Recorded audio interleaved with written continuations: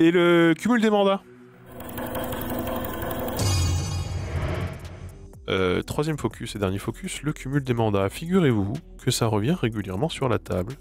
Ça va faire 10 ans qu'on a fini avec ça, pourtant, voilà. Alors le cumul des mandats, ça fait pas 10 ans qu'on a fini avec le cumul des mandats, ça fait 10 ans qu'on ne peut plus cumuler un mandat exécutif local avec un mandat national, type sénateur, député, etc. Donc là, on a une nouvelle proposition de loi qui a été proposée qui vise à rétablir la possibilité pour des députés et des sénateurs d'exercer une responsabilité exécutive locale. Donc il y a déjà des modems qui avaient tenté, l'UDI qui avait tenté, LREM qui avait tenté de réimposer ça. Et là, c'est Horizon, donc Édouard Philippe, qui tentent leur chance dans leur niche parlementaire, parce qu'ils ont une niche parlementaire. C'est pour faire ça, voilà, c'est pour proposer ça. C'était quand? C'était où? C'était... Là, c'est en séance publique aujourd'hui.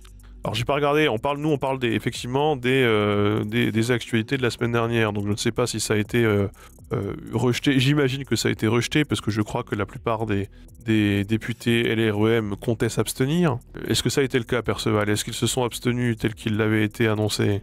Attention, pas rejeté. Sans vote. Ok, le débat pour l'instant c'est terminé sans vote. Ok. Donc, il faut savoir que le texte a été rejeté mercredi 6 mars en commission des lois. Donc le texte prévoit que les parlementaires soient de nouveau puissent être à nouveau adjoints au maire ou vice-président de conseil départemental ou régional. Donc voilà, pas maire directement, pas président, mais adjoint ou vice-président quand même. Donc il faut savoir qu'ils peuvent déjà être membres des conseils locaux, voilà. Donc en gros, c'est la version petit cumul des mandats plutôt qu'une version grand cumul des mandats. Petit cumul des mandats, c'est une formule que l'on doit à Dominique Faure, la ministre déléguée chargée des collectivités territoriales qui soutient le texte, qui avait du coup utilisé cette formule le 17 février. Ce qu'on nous dit dans Le Monde.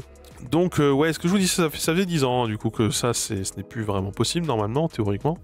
Depuis 2014, sous Hollande bien sûr. Mais du coup c'est Henri Alfandari, député d'Indre-et-Loire, qui propose lors de la niche parlementaire de son groupe un retour à cette loi, quoi. Il dit qu'on ne revient pas sur la loi, qu'on l'aménage, ce qui revient à dire qu'on revient sur la loi. Selon Henri Alfandari, eh bien s'il y a une fracture entre les élus et la population, c'est à cause du cumul de mandats qui est devenu impossible. Parce qu'avant, quand ton député il était maire, là tu te sentais plus connecté à lui quand même. Alors que maintenant qu'il est que député, tu sens qu'il fait plus trop partie de la communauté locale. Un argumentaire qui ne l'a pas convaincu beaucoup, a priori. Voilà. Il faut savoir que le RN soutient le texte, a priori. Alors je sais pas s'ils vont voter le texte, mais en tout cas ils le soutiennent. On a Bruno Bild qui nous dit l'augmentation constante de l'abstention montre que rien n'a été résolu alors que les parlementaires hors sol se sont multipliés. Évidemment t'es hors sol uniquement quand t'es député. Dès l'instant que tu es député maire, tout va bien, ou député adjoint au maire, ou député vice-président de conseil régional, tout va bien. Et on a aussi LR qui potentiellement pourrait soutenir pour certains le texte. Voilà, où on juge caricatural les arguments de la gauche sur les baronnies locales, nous dit-on dans 20 minutes. Donc là, on a LREM qui se tâte. LREM se tâte. Et on avait Élodie Jacquier-Laforge du Modem qui disait que le débat était légitime, qu'il fallait avoir ce débat, voilà, sans tabou, sans blabla. Mais elle refuse qu'on puisse dire que les élus sont déconnectés parce qu'en fait l'argumentaire d'Horizon de dire que les députés sont hors sol et que c'est pour ça qu'il faut remettre le cumul des mandats, il y a aussi, ça a été pris par une partie des députés et LREM comme une attaque envers eux, c'est-à-dire eux qui ne venaient pas de ce monde-là, qui ont fait partie de ce renouvellement en termes de tête, voilà, en termes de classe d'âge aussi, en termes de... Ils ne connaissaient pas vraiment le fonctionnement de l'Assemblée, ils ont pris ça comme une attaque qui a pu leur être dirigée, et qui n'était pas forcément bienvenue. Voilà, ils se sont sentis mis en cause, les pauvres. Ils ont eu l'impression qu'on les critiquait directement.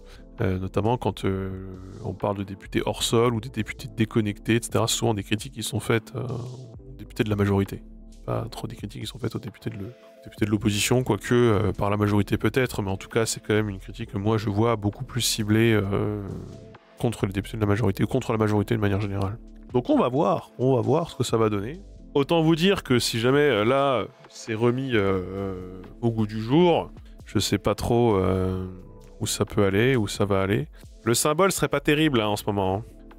Ouais, alors Lewis Paulson, l'argument de le député est un élu national et pas local, qui est d'ailleurs tout à fait l'argument mis en place par la France Insoumise pour justifier tous les parachutages, quels qu'ils soient, c'est un peu s'arracher les cheveux.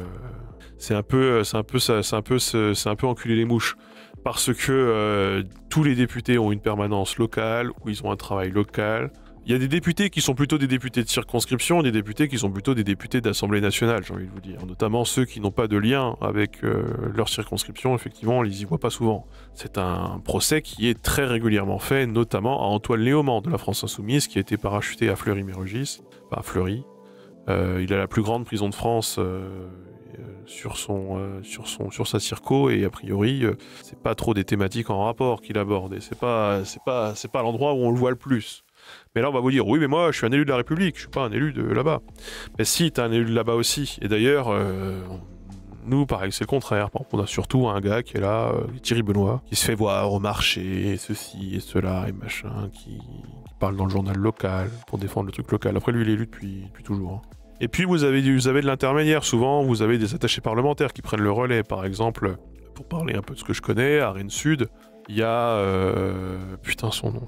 Frédéric Mathieu, du coup PGLFI, qui lui effectivement est souvent à Paris, mais aussi en circo, et il a une attachée parlementaire, une assistante parlementaire qui est 100% de son temps dédié au travail en circo. Voilà, c'est pas que des parachutés, les députés d'étrangers. Bah pour moi, c'est un procès qu'on devrait leur faire. Alors, si vous voulez, je peux vous réexpliquer pourquoi le parachutage n'est pas incroyable. Il y a un défaut de représentation, en fait, aussi. Enfin, t'es censé potentiellement avoir des doléances à remonter. Il y a un travail de remonter, en fait, à Paris, ce qui est dit dans les territoires. C'est un peu ça, aussi, le travail du député. Certains le font plus que d'autres. Ruffin est à fond là-dessus. Ce qui marche du feu de Dieu. Vous en avez plus qui sont effectivement un peu en dehors de ce genre d'enjeu, parce qu'en fait ce sont des gens qui habitent à Paris et qui sont élus dans des circonscriptions où ils ne vont pour l'essentiel jamais. En tout cas, encore une fois, c'est un procès qu'on peut faire à certains députés, notamment des parachutés. Moi je trouve que c'est tout le temps dans les mêmes circos qu'on se parachute en fait, les circos qui sont pas perdables en gros. Et à gauche par exemple, par exemple à gauche c'est un problème, c'est l'un des symptômes de l'abstention. C'est l'une des conséquences, c'est l'abstention.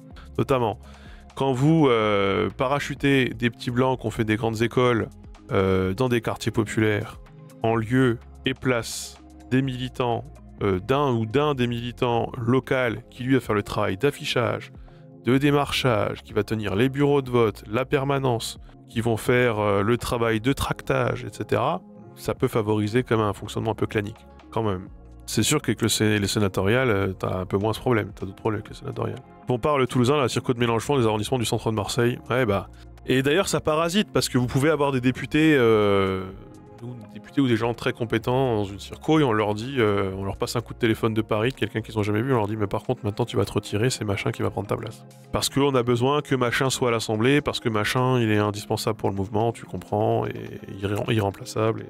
faut que ce soit lui et pas un autre, quoi. Donc l'un des défauts de représentation de nos territoires, c'est cette dimension-là aussi. Le fait qu'on ait que des que des, comme je vous le dis, à gauche, que des bourgeois blancs qui ont fait des bonnes écoles pour représenter des circos de quartiers très populaires où ils ne foutent jamais les pieds, c'est un problème. C'est un problème, vraiment.